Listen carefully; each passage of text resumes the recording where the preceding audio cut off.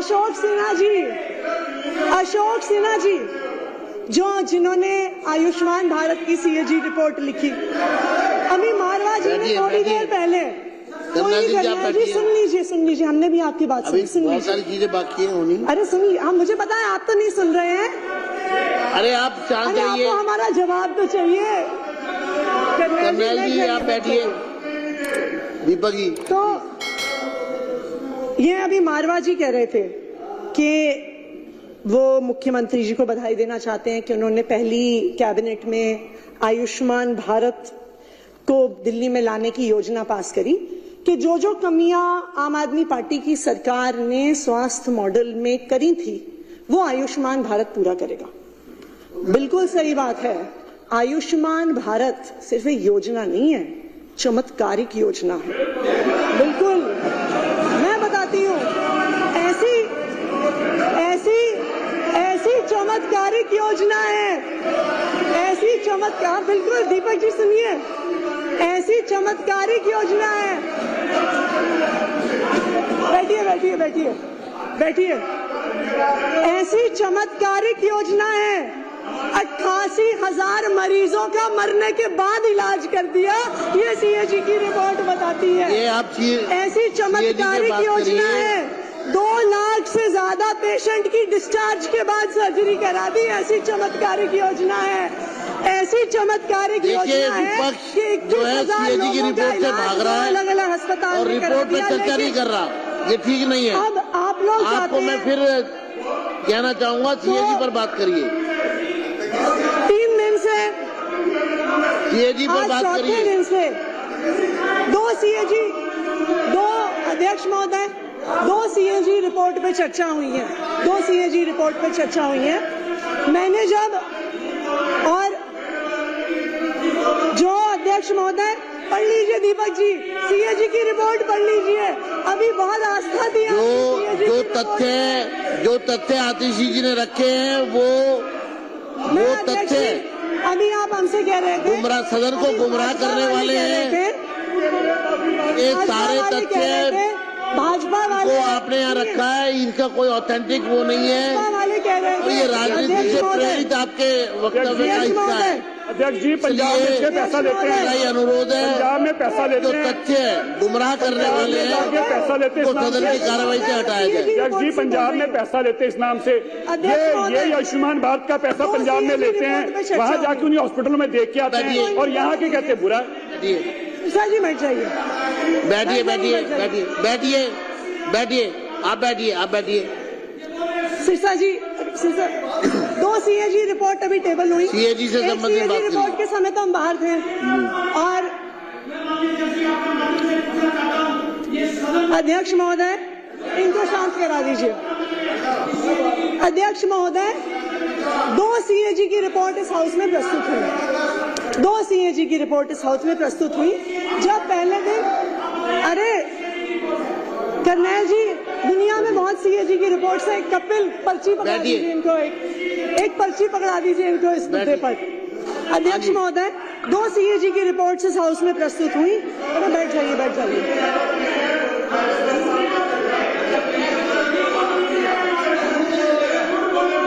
आप बैठिए। आतिशी जी, मैं आपको रिक्वेस्ट करूंगा, आप सदन को गुमराह करने वाला स्टेटमेंट ना दें। नहीं, मैंने ये क्योंकि आपके तथ्य निराधार है। अध्यक्ष महोदय, ये सारा डेटा सीएजी की रिपोर्ट से है, ये गुमराह करने वाला डेटा। आगे बात करिए, सीएजी पर बात करिए।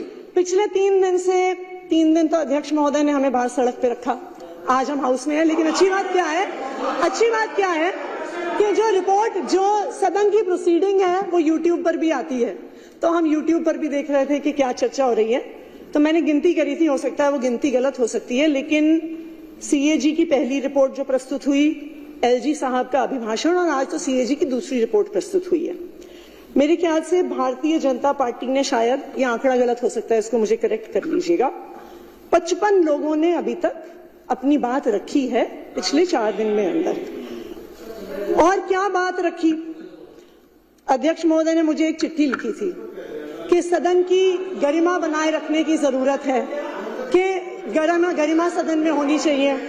मैं यही उम्मीद करती हूं कि जब आपके ही एक सदस्य ने यहाँ पर कहा था, जब यहाँ पर आपके ही चलिए, सदस्य आपके ने पास कहा था, नहीं अध्यक्ष जी, आप मुझे बात पूरी करने दीजिए। अध्यक्ष जी, आप मुझे बात पूरी करने कंक्लूड करिए ना, आप मैं कर सीएजी पर रही हूँ, बात मैं कर रही करिए, हूँ। सीएजी पे बात करिए। मैंने सब बात मान ली। आपने कहा भारतीय जनता पार्टी वाले कह रहे हैं जी कि आम आदमी पार्टी वाले चोर हैं, गुंडे हैं, लुटेरे हैं, पापी हैं, नालायक हैं, घमंडी हैं, कातिल हैं, डरपोक हैं, हत्यारे हैं, नालायक हैं। और मुझे लगता है इतनी गरिमापूर्ण बात जो आज सीएजी पर है नहीं नहीं बोलना चाह रहे आपके विधायक जी, वो क्या नाम है उनका, सीएजी पर नहीं बोल रहे आप, मेहरौली वाले विधायक जी ने कहा, और मुझे उम्मीद है मुद्दों पर बात करिए ना। आपको सदन की आपके गरिमा पास का सीएजी तब पर भी बोलने के ध्यान लिए रहा है। होगा जब मेहरौली के विधायक ने कहा कि आतिशी सूर चलिए, को रखा है। धन्यवाद। हमने सब बात मान ली, हम हैं चोर, हम हैं गुंडे, हम हैं नालायक, सब बात हम मान लेते हैं आपकी, ठीक है जी। लेकिन दिल्ली के लोगों ने आपको चुन के भेजा काम करने के लिए, गाली देने के लिए नहीं। दिल्ली के लोगों ने आपको चुन के भेजा कि आप उनको काम करके दिखाइए। मेरा आपसे अनुरोध है, सीएजी पर बात करिए। इस सदन सीएजी में पर बोलने के लिए आपके पास कुछ नहीं आम है। आदमी पार्टी को अब मैं गाली आमंत्रित दो, करूंगा अरविंद दिल्ली के केजरीवाल को मुख्यमंत्री गाली दो, आतिशी को सुश्री गाली दो। रेखा मेरा गुप्ता जी को रेखा गुप्ता जी वो से ये इसको अनुरोध है, conclude करें, इस रेखा चर्चा को। गुप्ता जी से मेरा धन्यवाद। एक अनुरोध है। रेखा जी, दिल्ली के लोगों रेखा ने गुप्ता जी, आपको काम करने के लिए चुन के भेजा है। शुरू करिए। दिल्ली के धन्यवाद, लोगों ने बहुत भरोसा। धन्यवाद। मैडम बैठिए प्लीज। देखो,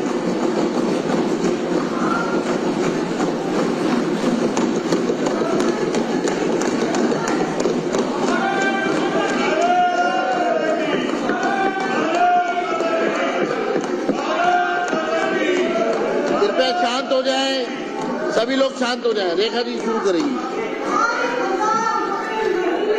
चलिए।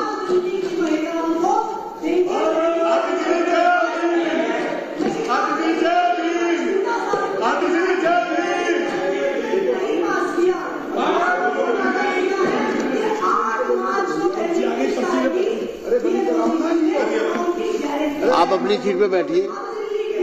संजीव जी, आप अपनी भाई सीट पे जाइए। जितनी मर्जी स्लिप वहां से भी भेज सकते हो आप।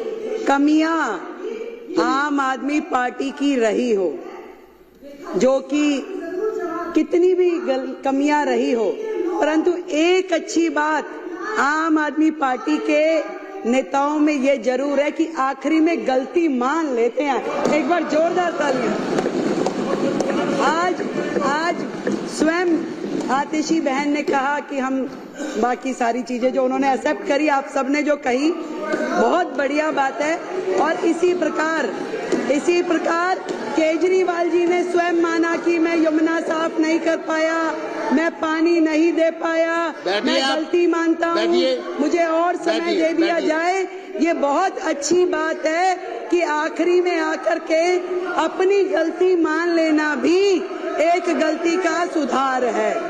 अध्यक्ष जी, मैं तो केवल इतनी बात कहूंगी कि आतिशी बहन, हमारी इस सरकार में मेरे अलावा 4 बहनें हैं। मुझे चिंता होती है आतिशी जी की, बहन है हमारी, कि आतिशी जी आप केजरीवाल साहब का इतना साइड ना लीजिए, और आपसे कहना चाहूंगी कि तू इधर उधर की ना बात कर, ये बता कि काफिला कैसे लुटा। और आज केजरीवाल जी आपको यहाँ फंसा के न जाने कौन से बिल में घुस गए हैं। जब वो स्वाति मालीवाल को अपने घर में बुला करके उसके साथ दुर्व्यवहार कर सकते हैं, तो आतिशी जी आप भी कोई दूर नहीं है। कल को आपके लिए भी कोई दुर्घटना ना हो, इस बात की मुझे चिंता है। जब स्वाति मालीवाल के साथ कुछ हो सकता है, उसको घर में बुला के राज्यसभा सांसद को, आतिशी जी आप हमारी बहन है, मुझे चिंता है आपकी, आपको ध्यान रखना चाहिए। बैठिए, मुझे कार्रवाई, मैं चेतावनी देता हूँ विपक्ष को। अध्यक्ष जी, सीएजी की चर्चा पर, अध्यक्ष जी, सीएजी की रिपोर्ट पर अब मेरी बारी में ये लोग ऐसे बोलेंगे। और मुख्यमंत्री जी को सभ्यता रखनी इसका चाहिए। रिप्लाई करने दीजिए। थोड़ी सभ्यता रखें आप साथी हो हमारे, थोड़ी सभ्यता रखें। बात ये भी नहीं है कि अस्पताल में हेल्थ विभाग के द्वारा जो बजट दिया गया वो उपयोग हुआ कि नहीं। बात ये भी नहीं है कि कितने बेडों की जरूरत थी और कितने मिले। बात ये भी नहीं है कि दवाइयाँ जो चाहिए थी जनता को वो दी नहीं गई। बात ये है कि जो दिल्ली के लाखों लोग इनके अस्पतालों की वजह से धक्के खाते खाते दुखी हुए, उसके जिम्मेवार ये आम आदमी पार्टी के लोग हैं। आप सीएजी से मत भागिए, बैठिए। आएंगे आएंगे आएंगे आएंगे, चिंता मत कीजिए, बिल्कुल आएंगे। बैठिए। अभी आप सुनने का मादा रखिए। अभी ये देखिए ये लोग क्या करते हैं, जब इन्हें पता है कि अब इनकी और उंगली है। आपकी मैडम का उसमें नाम है क्या? आपकी मैडम का नाम है क्या? मार्शल जनरल सिंह जी को बाहर ले जाए। चलो चलो।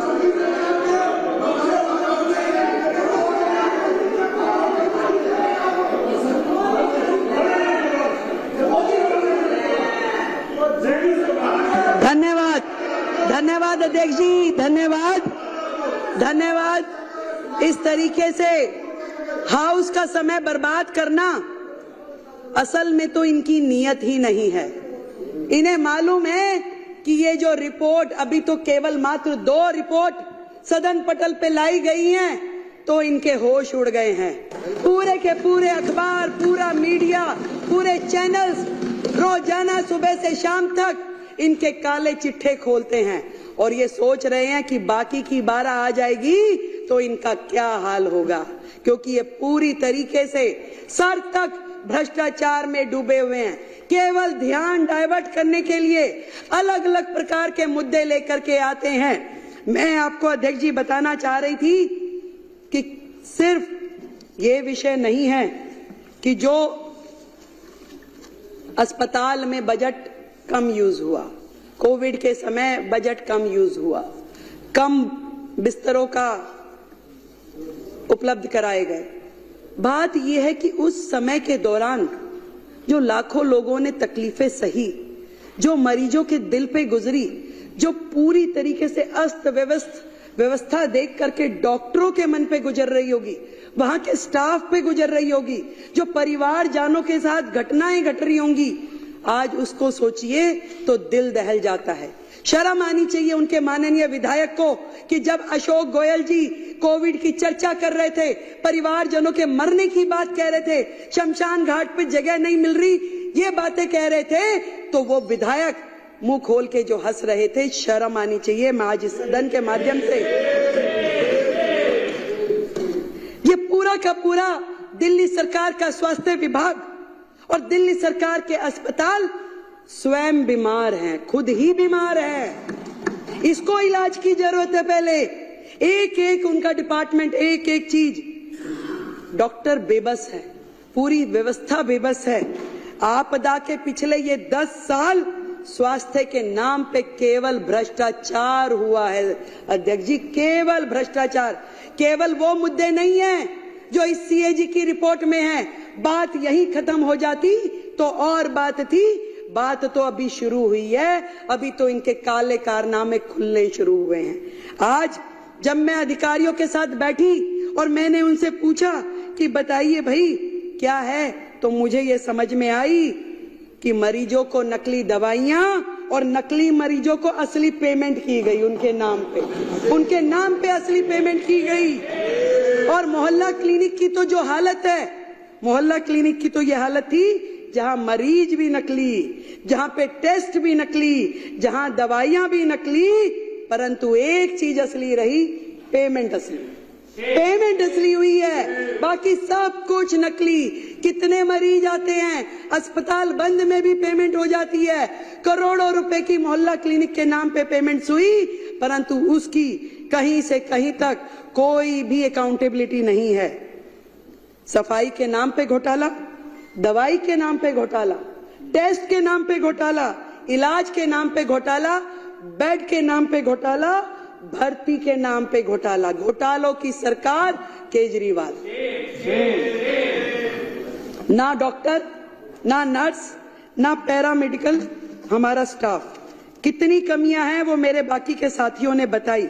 फिर भी मैं आपको ये बताना चाहूंगी कि जो नर्सिंग स्टाफ है, जो सेंशन है, वो 7,977 में से केवल 5,791 हैं। 2,186 नर्सिंग स्टाफ की सीट्स आज भी वेकेंट है। आप मानिए कि अस्पताल में यदि 2,000 नर्सों की कमी है तो उन अस्पतालों की क्या स्थिति चल रही होगी। आज भी ड्यूटी मेडिकल ऑफिसर 234 सीटें खाली आज भी है। वो कैसे चल रही है, कहां पे उनकी ओपीडी हो रही है। जितना भी स्टाफ है, एक एक विभाग, यहां तक कि पैरामेडिकल जो पोस्ट है उसमें भी 2796 पोस्ट आज भी खाली पड़ी हैं। किस तरीके से ये अस्पताल चलाए जा रहे हैं अध्यक्ष जी, मैं ये जानना चाहती हूँ। घोटालों की सरकार ने 10-10 हजार रुपए में जो कॉन्सेंट्रेटर मशीन थी उसको लाखों रुपए में खरीदा। 10 रुपए का वो N95 वाला मास्क जो था वो 150 रुपए में खरीदा। और शर्म की बात ये है, खरीदा तो खरीदा, उपयोग हो जाता तो दर्द नहीं होता। दर्द इस बात है, आज भी हमारे अस्पतालों में पूरे के पूरे गोदाम, कमरे भरे पड़े उन सामानों से जो जनता की गाड़ी खून पसीने की कमाई से किया गया है। आज भी पीपी किट, मास्क, कॉन्सेंट्रेटर मशीनें, सिलेंडर अस्पतालों में भरे पड़े हैं जिनका कोई उपयोग नहीं हो रहा। ना तो वो जनता के काम आ पाए, ना मरीजों के काम आ पाए। खरीद कर ली गई, लाखों रुपए का, करोड़ों रुपए का घोटाला हो गया। आज भी वो अस्पतालों के गोदामों में पड़े हुए हैं। कितने शर्म की बात है। एक एक अस्पताल का गोदाम जाके खोल के देखिए, वहां पे क्या क्या पड़ा हुआ है। मिट्टी हो रहा है, परंतु इनके कान पे जूं नहीं रेंगती। कितनी बुरी स्थिति है। कितनी सारी बीपी मशीनें खरीदी गई, पेमेंट हो गई, परंतु कहां गई, कौन इस्तेमाल कर रहा है, कोई अकाउंटेबिलिटी नहीं है। कहां पे हो रहा है ये सब। ICU, CCU, operation theatre, MRI, सारी की सारी मशीनें, कोई रेट फिक्स नहीं है, कोई दर नहीं, कहां किस तरीके से खरीद हो रही है, कोई पूछने वाला नहीं था। मैं आपको बताना चाहती हूं, एक्ट, क्लिनिकल एस्टेब्लिशमेंट एक्ट 2010, जो कि कोर्ट के आदेशानुसार लागू कर दिया जाना चाहिए, वो एक्ट जिसके माध्यम से पूरा का पूरा हमारे क्लिनिक, हॉस्पिटल, लैब और जितने भी टेस्टिंग सेंटर्स हैं उनको रजिस्टर किया जाता है और मॉनिटर किया जाता है। आपको ये जान करके माननीय सदस्यों ये हैरानी होगी कि आज भी दिल्ली जो है देश की राजधानी, घिसे पिटे 1993 के Delhi nursing home registration act के माध्यम से चल रहा है, ना कि 2010 में बने हुए क्लिनिकल एस्टेब्लिशमेंट एक्ट के हिसाब से। क्योंकि इस पूरे एक्ट के माध्यम से अगर चलते तो वहां पे बहुत सारी चीजों की जवाबदेही तय हो जाती, परंतु पुराने नियमों के अनुसार जब वो काम कर रहे तो उनको कोई मतलब ही नहीं, क्योंकि बहुत सारी चीजें उसमें कवर ही नहीं होती। जो मर्जी करें, कोई पूछने वाला नहीं है। जबकि माननीय हाई कोर्ट ने मई 2022 के में यह निर्देश दिया कि भाई आपको केवल सीईए एक्ट के अनुसार काम करना है, परंतु इस सरकार ने उस एक्ट को लागू ही नहीं किया। उनके हेल्थ मिनिस्टर ने उसे लागू ही नहीं किया। और आज इस सदन के माध्यम से मैं बताना चाहती हूं कि हम अगले हाउस में सबसे पहले इस एक्ट को, जो क्लिनिकल एस्टेब्लिशमेंट एक्ट 2010 है, इसको लेके आएंगे और सारे आगे के निर्णय उसी एक्ट के माध्यम से लिए जाएंगे। इस सरकार का तो भगवान ही मालिक था और शायद भगवान ने इसीलिए इनको इनका फल भी दे दिया। हाई कोर्ट ने बार बार रिकमेंडेशन दिया, अनेकों बार स्वयं ओटो उन्होंने संज्ञान लिया और ये कहा, फरवरी 2024 में भी कहा, एक कमेटी भी बनाई गई, डॉक्टर सरीन कमेटी, जिसमें पूरा का पूरा हॉस्पिटल सर्विस डिलीवरी सिस्टम जो है वो इम्प्रूव हो, कैसे मरीजों का रजिस्ट्रेशन हो रहा है, कहाँ पे उनका इलाज चल रहा है, किसकी ओपीडी हुई, पूरा का पूरा रेगुलेशन जो है वो ध्यान में आए। परंतु कभी सरकार ने हाई कोर्ट के आदेश के बावजूद भी किया नहीं। आज भी कौन मरीज जा रहा है, क्या इलाज हो रहा है, क्या बिलिंग हो रही है, क्या रिकॉर्ड है, किसी किताब में दिखाई नहीं देता।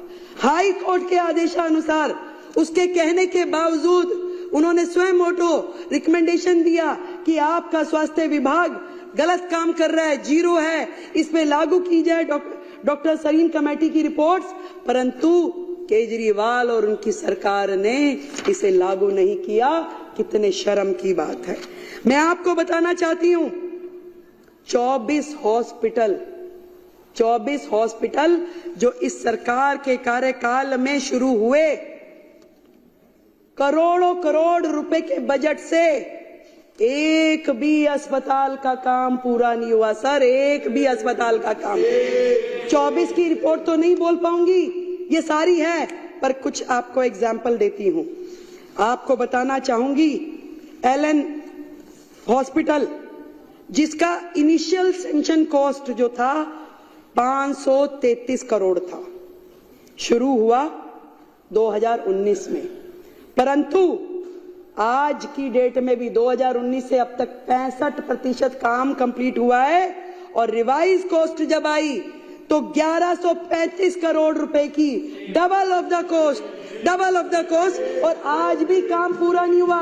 आज फिर रिवाइज कॉस्ट की जरूरत है और आज उसमें फिर कितने 100 करोड़ बढ़ाने पड़ेंगे वो पता नहीं। और ये वो प्रोजेक्ट है जिसमें पीडब्ल्यूडी ने कॉन्ट्रैक्टर को 95 करोड़ रुपए की पेनल्टी पे की है। 95 करोड़ रुपए की पीडब्ल्यूडी ने, सरकार ने कॉन्ट्रैक्टर को पेनल्टी दी है।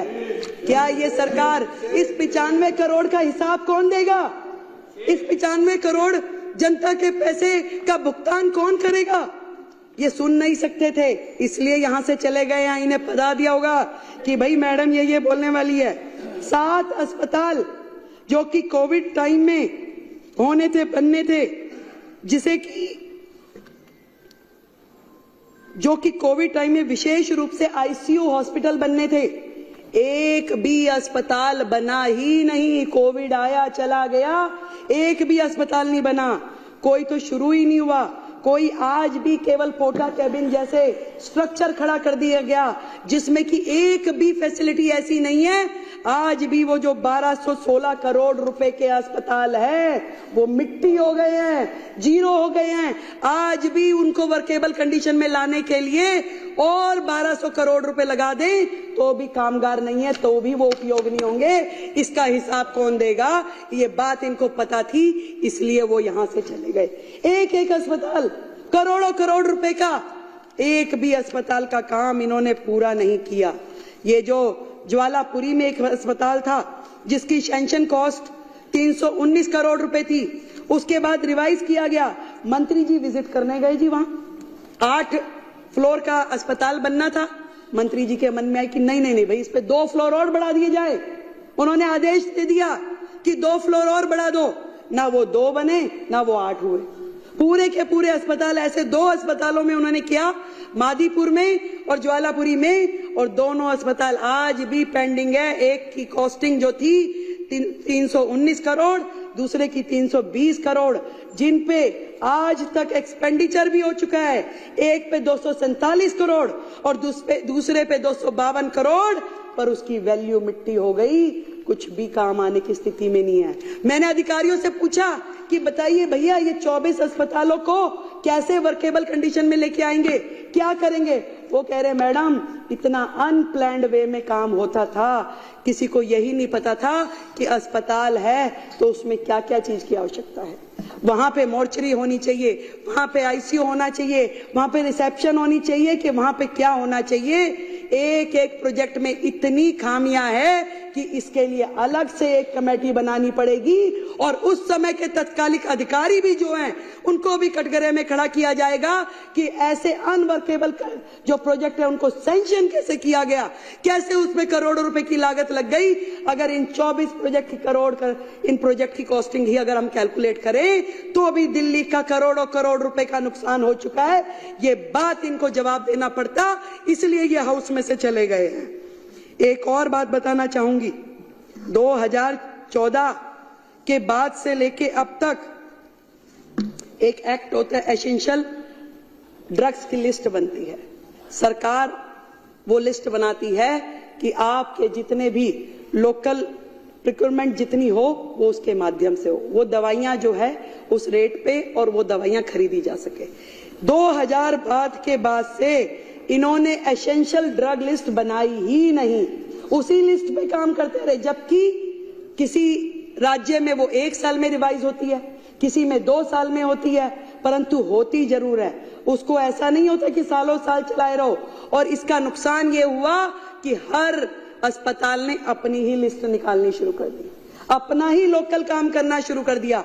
और उसमें आप सोचिए कि कितना घोटाला हुआ होगा, जो कि अभी सामने आना बाकी है, सामने आना बाकी है। कोई इनकी सेंट्रल परचेजिंग नहीं, हर अस्पताल को छूट है कि भैया अपना कीजिए जो आप करना चाहते हैं। हेल्थ और फैमिली वेलफेयर डिपार्टमेंट ने 15 प्लॉट डीडीए से खरीदे 684 लाख में। वो 15 प्लॉट खरीदे गए थे हॉस्पिटल बनाने के लिए, डिस्पेंसरी बनाने के लिए, परंतु दुख है मुझे एक भी साइट का उपयोग अभी तक हुआ नहीं है, वो जीरो है, वहीं पड़ा है। करोड़ों रुपए की जमीनें लेकर के उसे डंप कर दिया गया। अब इसके पीछे क्या षड्यंत्र था वो तो ये जाने या राम जी जाने, परंतु इस तरह के जितने मुद्दे हैं इससे ये पता चलता है। वो एक कहानी सुनाती हूँ छोटी सी, मुझे याद आ गई। सिद्धू जी अब हमारे यहाँ नहीं है, वो सुनाते थे, कह रहे जी एक दुकान पे कुछ पुलिस वाले आ गए और आ करके कह रहे कि चोरी हुई थी उस दुकान पे। तो पुलिस वालों ने पूछा कि भी बता चोरी हुई है, क्या क्या चोरी हुआ, कितना नुकसान हो गया। और वो पुलिस वाले बात करते जाएं और वहां पड़े हुए बादाम और काजू खाते जाएं, हाथ में मुट्ठी भरी खाते खाते बात करते रहे कि बताओ भाई और क्या क्या हुआ, कितना नुकसान हुआ। कह रहे सर नुकसान तो अभी चल ही रहा है, पूरा हुआ कहाँ है। तो नुकसान तो अभी चल ही रहा है, अभी पता नहीं चला कि कितना नुकसान और है जिसकी परतें अभी खुलनी बाकी है। ये बात करते हैं कि महिलाओं को 2500 रुपए कब देंगे। करोड़ों करोड़ रुपए के कर्जे में डूबी हुई इस दिल्ली सरकार की हालत इन्होंने जिस प्रकार से छोड़ी है, ये हमसे इनकी औकात नहीं है। हमसे पूछे कि ये 2500 रुपए हम कब देंगे, हमारा वायदा है हम जरूर देंगे, पर इनकी हैसियत नहीं है कि वो हमसे पूछे कि हम ये 2500 रुपए कब देंगे। मैं आपको ये कहना चाहती हूँ, चोर चोरी से जाए ऐसा हो नहीं सकता।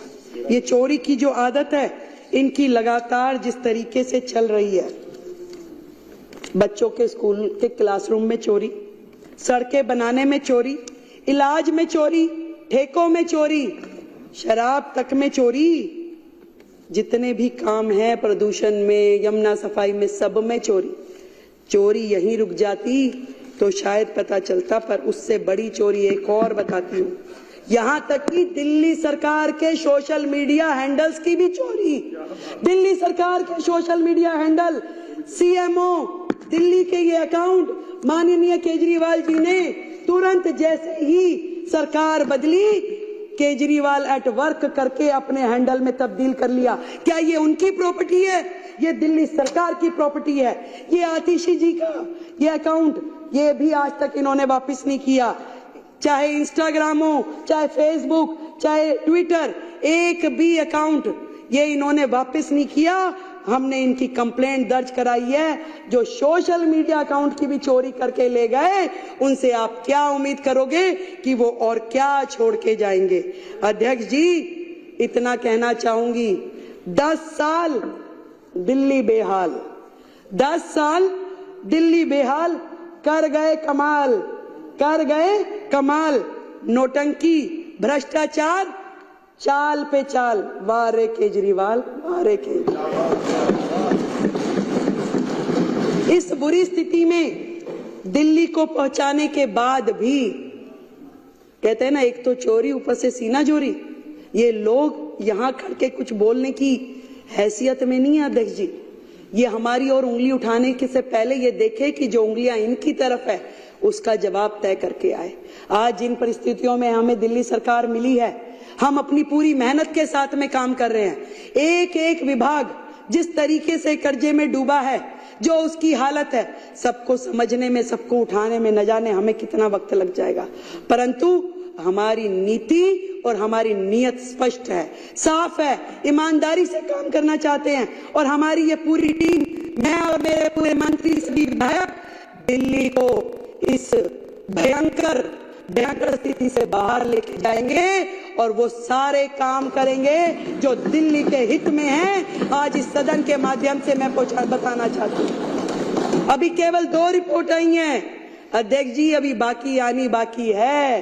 तो यही कहना चाहूंगी कि इब्तिदाए इश्क है, रोता है क्या, आगे आगे देखिए होता है क्या। बहुत बहुत धन्यवाद।